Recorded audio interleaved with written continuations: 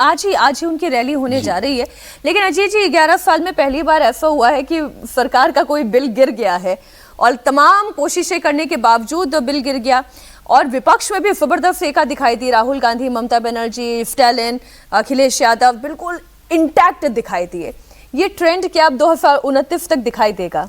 देखिए, ये इस लोकसभा का एक ट्रेंड है जी। आप इस लोकसभा में पहले दिन से, चूंकि ये पहली बार हुआ कि नरेंद्र मोदी 240 वाला इंपैक्ट दिखाई दे रहा है ना, 240 का, और अपोजिशन में कांग्रेस पार्टी की सीटें 99-100 होने का एक जो इंपैक्ट था, और अपोजिशन एकजुट होकर के लड़ा तो इंडिया ब्लॉक 204 और ममता बनर्जी 29 सीट लेकर के आई, 233 सीटें वो इंटैक्ट रहे। उन्होंने अपने साथ आम आदमी पार्टी भी जुड़ी उनके साथ, उसके भी 3 विधायक आए और अकाली दल का भी विधायक आया उनके साथ। तो ये एक जो एकजुटता है अपोजिशन की, ये सिर्फ पार्लियामेंट में नहीं दिखा है, ये बाहर भी दिखेगा और इसका एक साइकोलॉजिकल एडवांटेज लेने की कोशिश करेगा अपोजिशन। ये मैसेज देने की कोशिश करेगी कि भाई नरेंद्र मोदी का करिश्मा और अमित शाह का मैनेजमेंट जो प्रबंधन है वो दोनों फेल हो गया। ये एक नैरेटिव बनाना, हर बार ये माना जाता था ना कि अमित शाह ने सोच लिया अब उन्होंने कहा तो होगा ही, अब तो ये होना ही तय है। भाई यहाँ तक धारणा कैसे बनती है कि वो क्रिकेट स्टेडियम में पहुंच गए तो लोगों ने कहा कि अब तो भारत जीतेगा ही। तो इस तरह की धारणा बनी हुई है। नहीं, धारणा सबसे बड़ी चीज होती है। देखिए, महात्मा गांधी के बारे में ऐसी धारणा बनी थी कि अंग्रेज उनको अरेस्ट ही नहीं कर पाते हैं, उनको पकड़ते हैं और वो जेल से निकल के चले जाएंगे, जब चाहेंगे तब जेल से निकल के चले जाएंगे।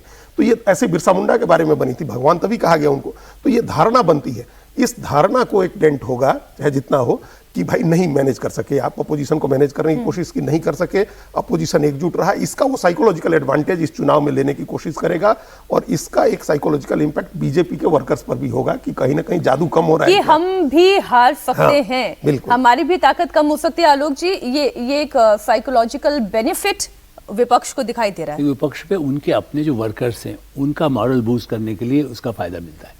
जनता के बीच में कितना पड़ेगा, फिर बाद में टिकट बंटवारे के समय जैसे फिर पार्टियां टूटती हैं।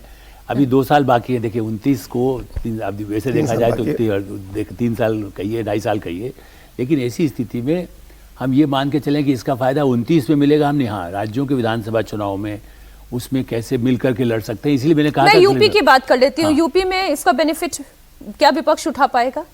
अखिलेश और राहुल कोशिश करते, लेकिन कांग्रेस को तो नहीं मिलेगा फायदा। मैं तो आज भी मानने को तैयार हूँ, कांग्रेस के पास लोग ही नहीं है। देखिए, इस मैसेज को भी अभी बार बार हम सड़क पर जैसे एनडीए जा रहा है, उनके पास बड़े पैमाने, चाहे विश्व हिंदू परिषद कहिए, आरएसएस कहिए, जो संगठन कहिए, हर पार्टी के पास अपना जो है, या दूसरे जो क्षेत्रीय दल हैं, जेडीयू के अपने लोग हैं, जहाँ जहाँ एनडीए के लोग हैं, नायडू हैं। देखिए आंध्र प्रदेश, वो साउथ की दृष्टि से उनके पास भी वर्कर एक अच्छा पुराना उनका एक वो रहा है। एक समय में तो वो भी प्रधानमंत्री पद के उम्मीदवार थे। इसी दृष्टि से उनका, कांग्रेस के पास तो कुछ नहीं है, नीचे संगठन नहीं है। आप ये कह रहे हैं कि कहने को ये फायदा हो सकता है, लेकिन जीत तो जो है वो सिर्फ आपके अपने कैडर क्या है, आपकी अपनी ताकत क्या है, आपके किस तरीके से आप चुनाव करते हैं कैंडिडेट का, उस पर निर्भर करता है।